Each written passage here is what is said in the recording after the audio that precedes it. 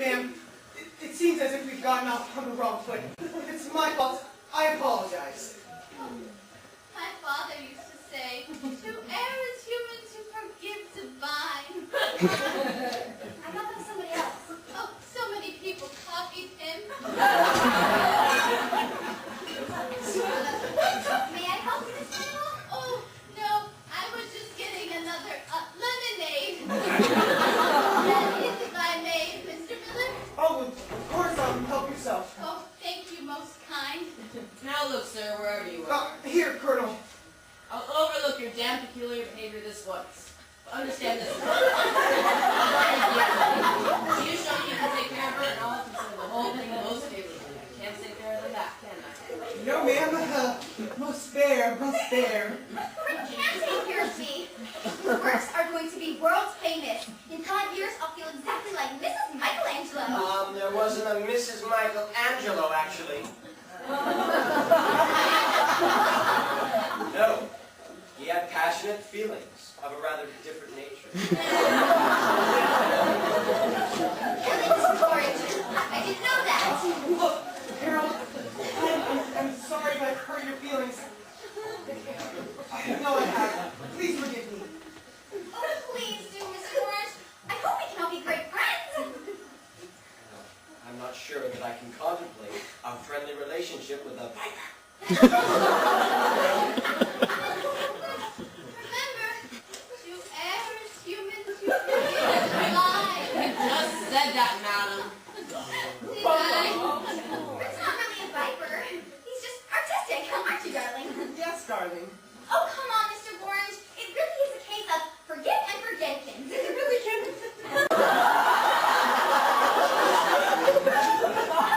Get in line. I'll have one with you. Okay. I don't mind if I do. Let me mix it for you. All right. Well, I must say that there's nothing nicer than having a drink with a pretty girl. How sweet of you, Mr. Orange, but you haven't even seen me yet. Here you go. I just know it. Bryn's always had wonderful taste in women. You know, I've often said to him, you've got the same taste in ladies as I have in porcelain. Harold! No, really, Brent, why are you so modest? I saw a photograph of one of his exes from 2 years ago, and I must say, she was pretty stunning. In a shabby sort of way. Which one was that then? I suppose she means... You know, did you know Clea, Mr. Orange? Oh yes, she's been around a long time. Has she? Am I speaking out of turn? Of course not.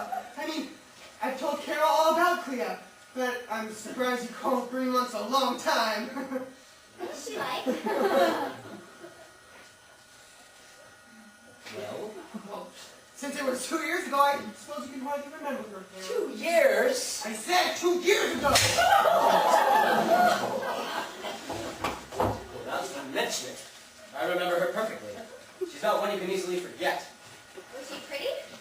No, not at all. In fact, I'd say she was the opposite. She was rather plain. She wasn't. She was! I remember perfectly. I'm just giving my opinion. Well, you've never given it before. Well, I've never been asked. I'll tell you this. I've always thought she was ugly. One thing, she had teeth like a picket fence. They were yellow and spiky. And for the other, she had terrible skin. She did not. She did! I remember it perfectly. I'll tell you this. One last thing. There is nothing finer than seeing an ugly girl walk down the street and say, oh my God, that is the most disgusting thing I've ever seen. You were so right, Mr. Gorman. I hardly ever saw her, but I do recall her skin. It was a rather strange color, and rather coarse. Not soft, as the skins of ladies should be. Oh, young ladies. It was very, very coarse. Oh, and rather lumpy. Very lovely. This is all awful. Well, you knew I never liked her, Brinsley. She was too clever by half. I'm so tiresomely bohemian. You mean she was as pretentious as her name? I bet she was. That photo I saw of her showed her in a French beret and a sort of sultry peasant blouse. What's the matter, dear? What the hell's the matter with you, Harold? What? Well, I assume it wasn't the Colonel. What wasn't, sir? Clea? Clea? What? I was just remembering her, ma'am. You're all lying outright. She was beautiful. And besides, Harold, weren't you just saying how I'm famous for my taste in women? Yes, but it hasn't lapsed. Oh, bull! She was beautiful and kind and tender and loyal and witty and adorable in every way. You told me she was as cozy as a steel razor blade. Did I? What I meant to say was something very different. Utterly different. As different from chalk as cheese. But now that you think about it, chalk isn't all that different from cheese. Are you sure you know what you're talking about? And earlier in this room, when I asked you what she was like, you said she was a painter, very honest, very clever, and just about as holy as a steel razor blade. All right, I said it. So? Nothing. If that boy isn't touched, I don't know the meaning of the word. I'm tender all of a sudden. She could be, on occasion. Very. Very rare occasions, I imagine. Not so rare. Not so rare at all. Meaning what, exactly? Oh my goodness. I'm Go into the bedroom. I'll wait for you there. Now?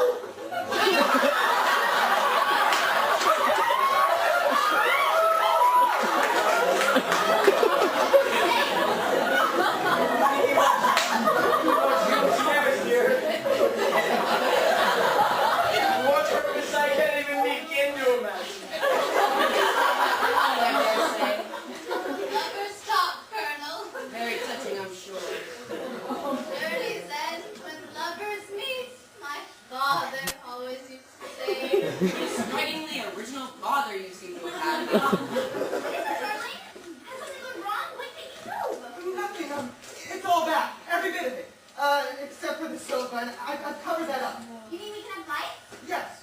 No. Why not? Never mind. Well, why do you want me in the bedroom? Go away. I didn't mean that. There you are. They are plotting again. What the hell's going on in there? Nothing, Colonel. I just remembered. There may be a flashlight under my bed. I keep it to blind burglars with. Have another drink, Colonel. What do you mean another? I haven't had one yet. Oh, Colonel, I'll get you one. It's okay, honey. I can get one myself. Why don't I get you another lemonade? Oh, it's okay. Oh, it's good practice.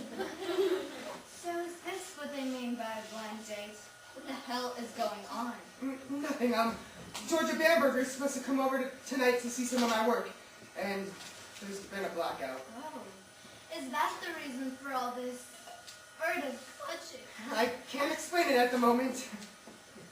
Who's that? Just a friend. She sounded more than that. Well, if you must know, it's Carol. Remember, I told you about her. The idiot rich girl. No, she's actually very sweet. We've become very good friends in the past 6 weeks. How? Good. Good. Just good. Oh, and have you become good friends with her mother, too? No, they actually just came over to meet Mrs. Bamberger, that's all. What was it that you wanted to tell me over the phone tonight? Nothing. You're lying. Clea, here it comes again, the Inquisition all over. If you really love me, you just slip away quietly and I can explain it later. I don't believe you. Clea, please, please, please, please. Glass. Decent glass of scotch. Are you getting your lemonade? Oh, yes, Colonel. I'm just wondering if this Bamberger woman is showing up at all. She's already a half hour late. That's their thing, Colonel. Millionaires, they're always late. That's how I always imagined them. 2 hours late. Leslie's been in there a long time. What are you doing? Maybe he's got that Clea hidden away up there in his closet and they're having an affair. What an awful suggestion! No one in the world kisses like you, Clea. Missed you, Pink. I thought about nothing else these past 6 weeks. I had to come back. I made a mistake going out. Clea, please. We've known each other for 4 years, and it's not like we could just throw each other out like police officers. I don't see why not. I mean, you've heard all my gossip, you know all my politics. It's only been through my whole entertainment section. Well, what about a second edition? Look, I can't explain it now. Can you just trust me for an hour, darling? Of course I can. If you don't trust me down there, No. then I'll put something else on and go quiet into bed. Once you've gotten rid of all of them, I'll be waiting. But that's a terrible idea. I think it's lovely. A little happy relaxation for the both of us. I'm perfectly relaxed. Too solemn for day, too sweet for night. Come not in darkness, come not in light. That's me, isn't it? No, of course not. I can't explain things now, that's all. Very well, then you can explain later. Not tonight, Clea. Either that or I come downstairs and discover your little secret. There is no secret. Then you won't mind me coming down. Okay, just stay here and stay quiet, okay? Blackmail and witch. Yes, my sweet. Leslie, what have you been doing in there? You've been an eternity. I was just checking the bathroom. You never know what you'll find in that clever little cabinet. Are you trying to drive me crazy, sir? Are you trying to put me in a temper? Certainly not, ma'am. I warn you, Miller, it's not difficult. In the old days on the regiment, I was known for my tempers. I was famous for my tempers. Do you hear? I may say. I may knock your teeth in. What did you say? Leslie, don't talk to Mother like that. I wasn't talking to Mother like that. Who are you talking to? I was talking to no one. Myself I was talking to. I was just saying, if I keep groping around up there like that, I may knock my teeth in. He's insane. It's the only explanation. You've gotten yourself engaged to a lunatic. Leslie, there's something going on in there, and I'm going to find out what it is. Carol, no! I am not such a fool as you take me for. I know when you're hiding something. Your voice gets all deceitful, very foxy. Darling, please, it's not very ladylike, and I'm sure the Colonel wouldn't approve of you entering a man's bedroom in the dark. Hello, Mr. Miller? Mr. Miller, I've come as arranged. Oh my God. It's Bamberger! Bamberger? Yes, Bamberger! You must have thought I was never coming. Oh, no, not at all. I'm delighted you can come at all. I know how busy you are. You see, we've had the most idiotic disaster. There's been a blackout. Please don't worry. Yeah. Oh, what are Do you always travel with the flashlight? Mostly, yes. It helps to see the details. Are you holding this privately? Oh no, I was just going. I hate to distract you. No, please, not flag hunting. You're not seriously distracted. She can't hear. Oh, may I present Colonel Melkate? It's a great honor, madam! Fine. And this is Miss Carol Melkate. Hello! It's so nice of you to take such an interest. I'm so glad you got here. And this is Harold Gorins, my neighbor. It's so I'm very thrilled. And this is Miss Furnival, my other neighbor. We're taking refuge from the storm, as it were. They are soft. But soft. Miss Furnival, please. Carol, Why are you not shouting at me and not there? you said she was. I read she was. My father was.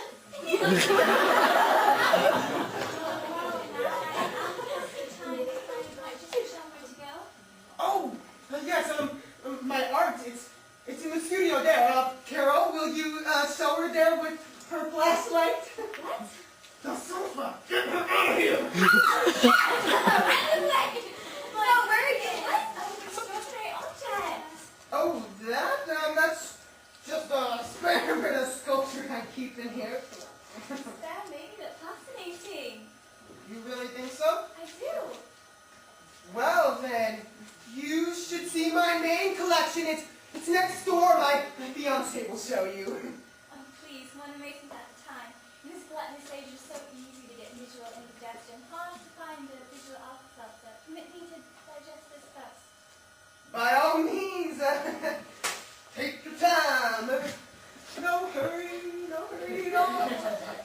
Just, why do you digest it in the dark? I beg your pardon?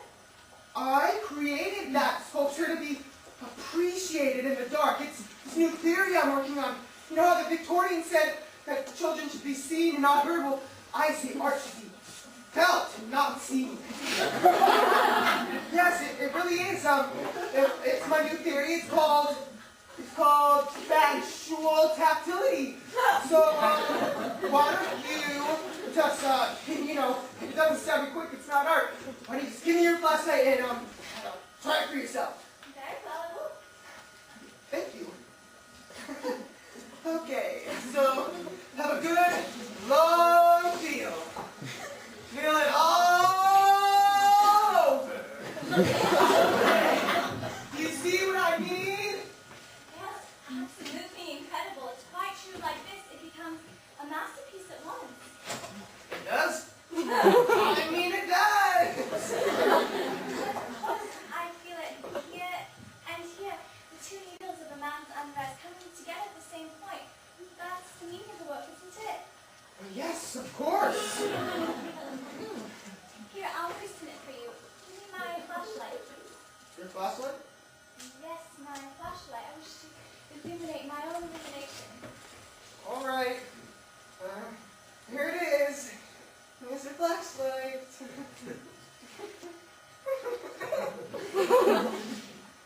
Now, I christen this. The spirit of Shakespeare. Malvolio, Hamlet. Malvolio, as you know, was sick of self-love, Hamlet of self-hate. He did not love others because he did not love himself. This was an old disease diagnosed long ago by St. Augustine, but you obviously knew all this. No, I didn't actually, but you're obviously a great expert, ma'am. I am absolutely.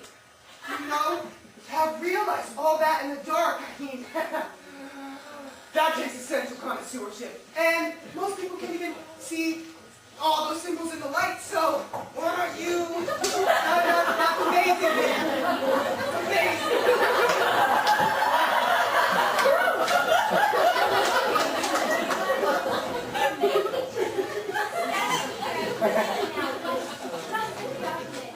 Essential anguish, the present and torment of our time.